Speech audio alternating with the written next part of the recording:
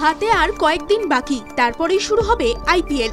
আর এই আইপিএলে এবার নতুন ভাবে দেখা যাবে হার্দিক পান্ডিয়াকে, কারণ তিনি মুম্বই ইন্ডিয়ান্সের নতুন অধিনায়ক হয়েছেন।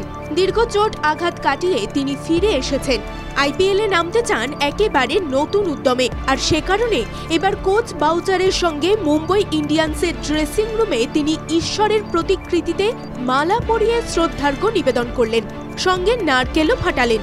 আগামীতে যাতে চোট আঘাতের সম্মুখীন না হতে হয় এবং অধিনায়ক হিসেবে তাঁর যাত্রা যাতে সুগম হয়, সে কারণেই এই উদ্যোগ নেওয়া হয়েছে বলে মনে করা হচ্ছে। যদিও মুম্বই ইন্ডিয়ান্সের তরফ থেকে সেই ভিডিও এক্সে প্রকাশ করা হয়েছে।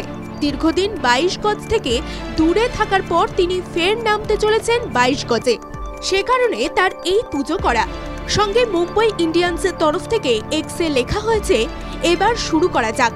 হাসি মুখে হার্দিক তার সতীর্থদেরকে আলিঙ্গন করেছেন। এর আগে 2022 সালে গুজরাট টাইটান্সে যোগ দিয়েছিলেন হার্দিক। তার হাত ধরেই ট্রফি ঘরে এসেছিল, যা প্রথমবার। 2023 সালেও তার হাত ধরেই হার্দিকের নেতৃত্বে গুজরাট টাইটান্স দুরন্ত পারফরমেন্স করেছিল। এবার হার্দিক ফিরেছেন মুম্বই ইন্ডিয়ান্সে, আর তার হাত ধরে এই সোনালী স্বপ্ন দেখা শুরু করেছে মুম্বই ইন্ডিয়ান্স।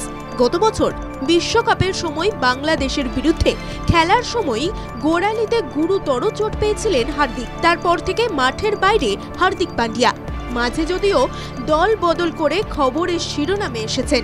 এবার তার আগমনে নতুন কিছু হবে বলেই মনে করা হচ্ছে। ব্যুরো রিপোর্ট, বাংলা জাগো।